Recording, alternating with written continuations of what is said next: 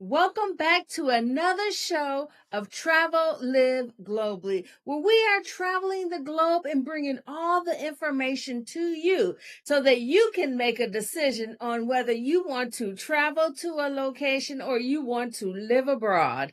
And today we are going on a legendary journey. Join us inside as we speak to a legendary music artist.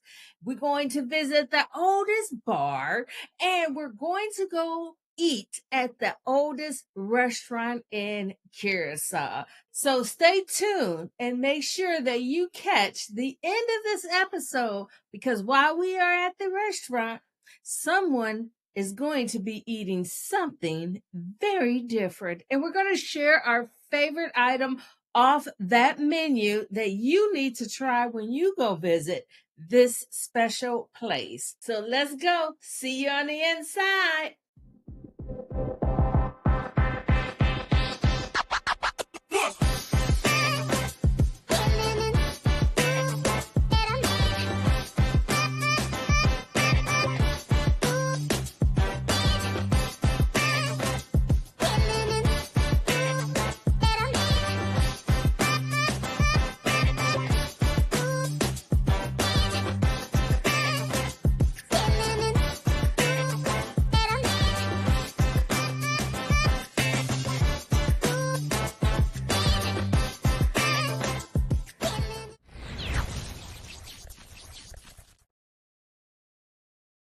Welcome back to Travel Live Globally.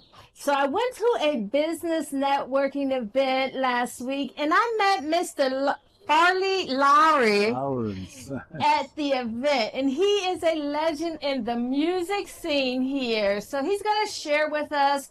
He's been in it for 60 years. 60 years now. So we're excited to find out about how the music scene evolved here in Curacao and why everywhere we go there is always music. Everywhere you go. I call it the little island of noisiness. It's not loud.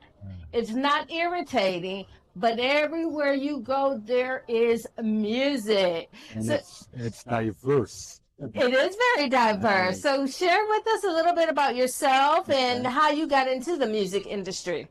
Okay, first of all, I want to thank you for the opportunity for granting us this interview. And yes, music is like a driving force behind everything that a community does. And we're an island, a multicultural island, because we had an influx of people who came in from different parts of the world. Each one of them with their culture, their customs, their celebrations of life. And if I have to go back like 60 years, that was like during the 60s, during which beat bands, that name came about naturally because of the influence of the Beatles. Had a big influence on the island also. And you had bands being formed in all neighborhoods on the island. And playing the electric guitar, electric bass guitar, drums. And that developed.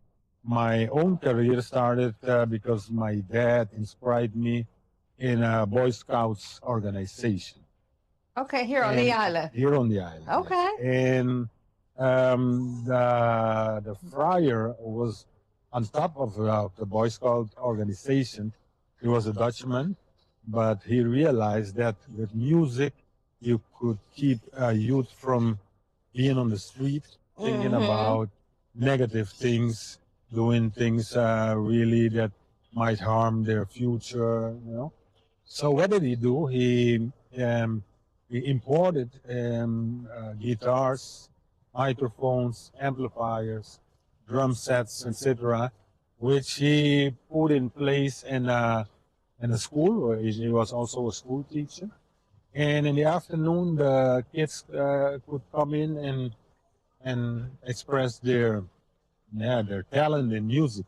And I was very young when my dad inspired me. I was, I guess, 11 years, 12 years old.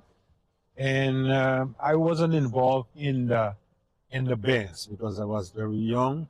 But one way or the other, the music attracted me when there were rehearsals in the classrooms.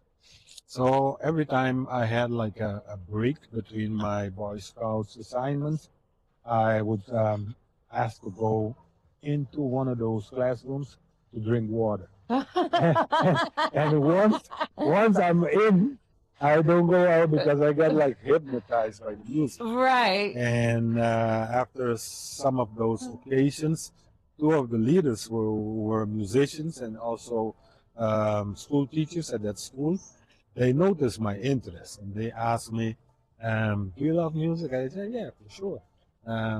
Can you play an instrument? I said, "No, I don't play any instrument."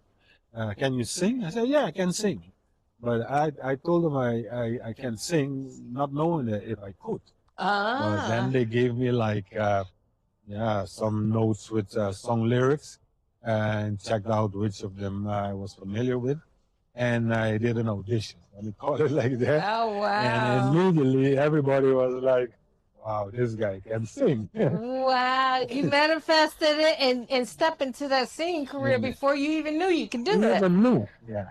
The thing is, my dad, again, he was the manager of a famous orchestra here on the island. So I was brought up in a house with a lot of music, calypso, bolero, salsa, merengue.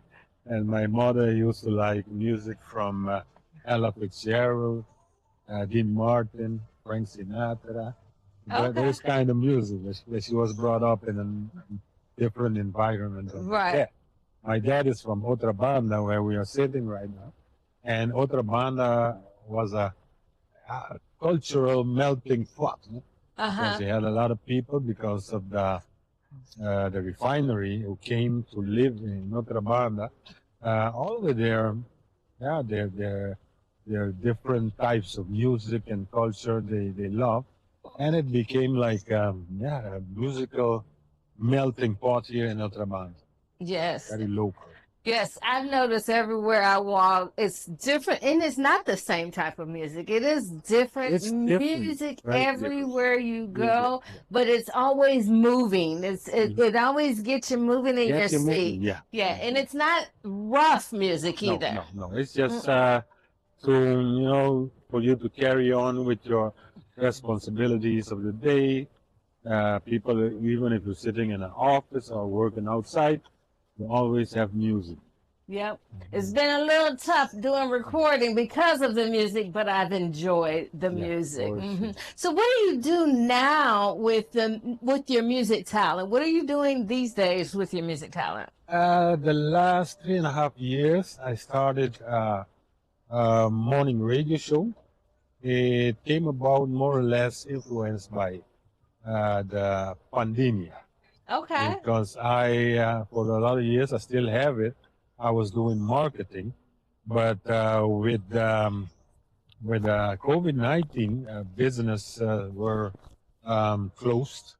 Nobody had business going on. Everybody had to stay home, try not to get contagious COVID-19. So I had to start thinking, what other alternative do I have to keep myself alive, put bread on the table, like we say here? And I think we say that universal. Put bread on the table. That's a universal. That's just. And then, but remember to say, "Pone pan riba mesa." That's how they say it here. Pone pan riba mesa. There you go. That's about it. So I always loved radio because of my love for music. I went to sleep with my transistor radio next to my head. I couldn't sleep without my radio next to my head. And the thing is, I have a very broad baggage of music knowledge in the sense that, like I said at the beginning of the interview, I started my music career during the pop culture, the British pop culture. Then I also got involved with the soul music of the States, principally the soul music. Then you had in the late 60s, beginning of the 70s, the psychedelic era, the hippie era, the heavy rock music, which I also participated in. Then for some years I did salsa music with an orchestra. I did boleros, and my mind was always like I say, I have I don't have frontiers. I'm always open to listen to every influence, and I love all kinds of music. Do you get into Afrobeats also? Afrobeats the last years also.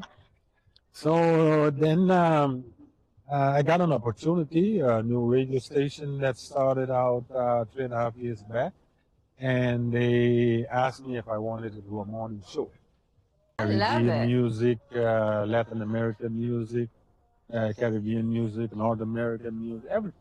So when I go back to the United States, I'm here for another 30 days, so I can put you on my radio in the car. What was it, 88 point what? 88.9. 88.9. If you're in Curacao and you're visiting Curacao and you need some pick-me-up in the morning, go to 88.9. So and if you're abroad, you can go to our website. There we go. www.douchifm.cw. Douches is I know you have heard the word. Yeah, douche is something used to. The ambience is douchey. Yes. The food was douchey. The lady is douchey. The weather is douchey. Yes. Everything is douchey. Everything is douchey. It's beautiful. Good. Yes. Yes. Yes, our radio is called Douche FM. All right. So tell us one more time, if we are abroad, where do we find the radio station? Just one more time. www.douchifm.cw. Douche is D-U-S-H-I. Yes. Okay. Thank you so much, Farhi, for sitting with me and telling me the traditions of the music of Curacao. And from now on, I have another respect on all the music that's going on in all the restaurants. Yes. Sure. I'll be like, yes, let's go in there and feel the vibe. Let's go to this one and feel the vibe. You know, I have another respect. Even though it's still a little noisy island. It's not loud, but it's noisy. It's noisy. Yes. This show is brought to you by Global Entrepreneurs, a Facebook group for like-minded communities of entrepreneurs who want to travel and live globally. Make sure to go to Facebook, Global Entrepreneurs. All right, so here we go. We are going to go visit the oldest bar in Curacao. Neto Bar's been there since 1954, and it had a vibe to it when we walked inside. This is the outside location. Neto Bar is located in the historic part of Williamstead in Audubon. Now remember, Williamstead is the main capital, I will call the capital area of Curacao. And Audubon is an area over there. This is actually located in the historic part of Audubon.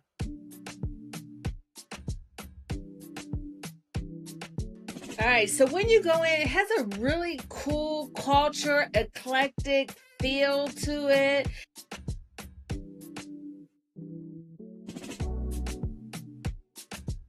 You see all the footballs, as they call them, that they have hanging from the ceiling. Now, I walked over to where they were doing the photos. I would play the sound here, but there was a lot of music going on, so I don't want to be flagged. So I'm just going to show you some image of people who have visited there that he was pointing out to me in these photos, that it has a long history of entertaining the prime ministers and, you know, people of status here at the beginning of it. Now it is a local bar where locals hang out. Tourists also go visit this location, and it is actually only a 10-minute walk from the Queen Emma Bridge. Remember, I think it was episode 1, I was talking about the Queen Emma Bridge. So you can get to this location with a 10-minute walk. So make sure if you are in Curacao, go visit it and check it out. It's really culture. It's really cool. It's laid back. It's really nice to go and just check out something that has such a historic meaning on the island. Now, one of the things that Nettle Bar is famous for is called their green rum. Unfortunately, I did not get a chance to taste it because I did not know about it before I went there. It was afterwards that I found out about it. So when I go back, I will be trying the green rum. So make sure you try it when you go there. And if you don't drink, have your friends try it, okay? Because, you're going to Nettle Bar. It is the only place that you can find this green rum. It is very popular on Friday nights for the locals. When the cruise ships come in, people go over there and visit it. Again, they say the party started in 1954 and hasn't stopped since then. So it's very long running, probably older than some of you who are watching this video.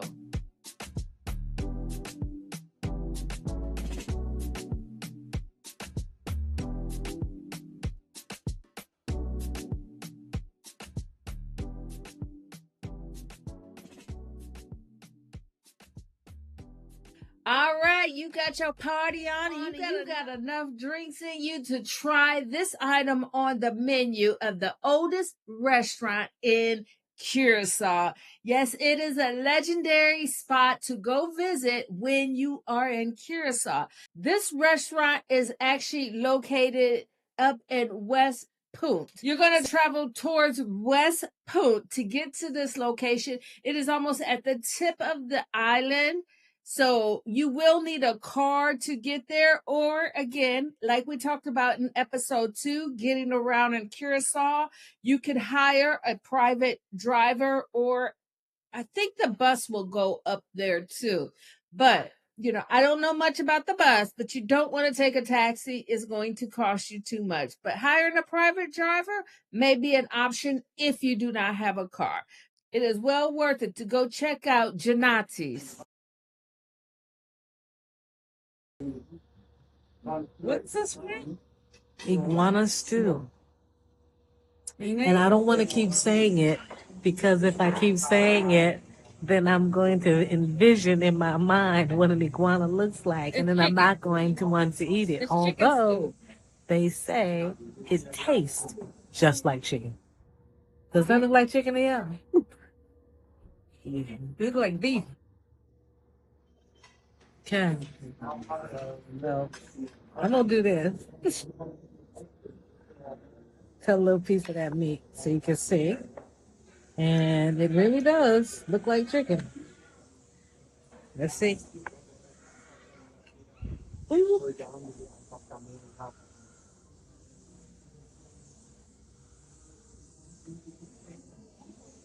It doesn't have the texture of chicken. It kind of has the texture of beef. But the taste is really similar to chicken. Iguana. I'll stick with the fish. So, tell us about this location we are at. Look who we have here. So, we just had, we are at the oldest restaurant in the country, on the island. In Curacao. On the island, in Curacao. Right. Tell us about this. So, Janati's, hopefully I'm saying it correctly, but the owner will be joining us shortly, so he'll tell us. Is one of those rare gems where the owner is everything for the image of the place. He literally comes to your table, sits, talks with you, takes your order, goes back, has the order prepared, comes back, visits you several times during your meal. Pinches you on the side. Especially the young ladies. He seems to really have a fancy for this one. But we had arguably one of the smaller snappers But let me tell you, unbelievably well prepared with no batter, just straight fried. Uh, beans and rice, impeccably seasoned. French fries, just for, maybe American, who knows. A little bit of salad, little peas and carrots on the side. I got a chance to taste the iguana stew. I had fish. And actually, they're right. It does taste like chicken, although the texture is a little bit different. The texture may be more closer to beef, but it tastes like chicken. It was fabulous. Lots of bones if you're going to try it. So make sure you pick food. They give you an extra plate for your bones. Give you an extra plate for your bones. That's how many bones is in it. Lots of flavor though. Uh-oh. And then You because she liked it so much. you feel special. Look, thank you. And we topped off the meal with a traditional serving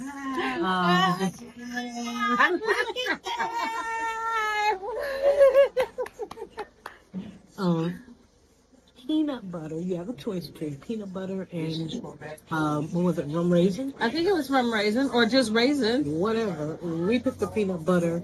No, it's not peanut butter. I'm sorry, It's we took the peanut. peanuts. We were not disappointed. It is made here in the restaurant. I'm understanding you may be able to get it outside the restaurant, but it won't taste the same.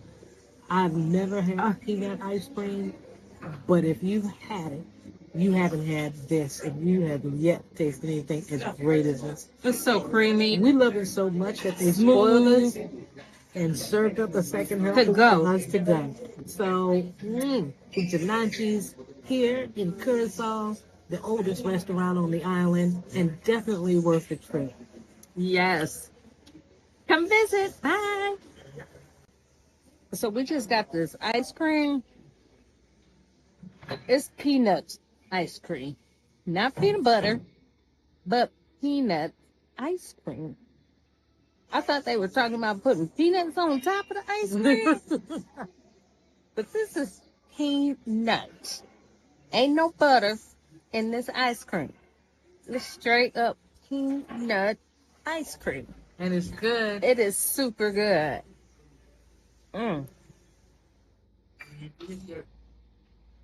It tastes like I'm eating a cold nut. Oops, that didn't come out right. Bye.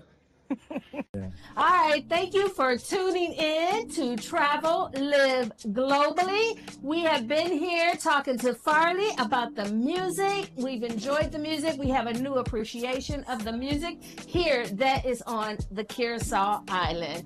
Remember, go to www.bushifm.cw to get your morning motivation.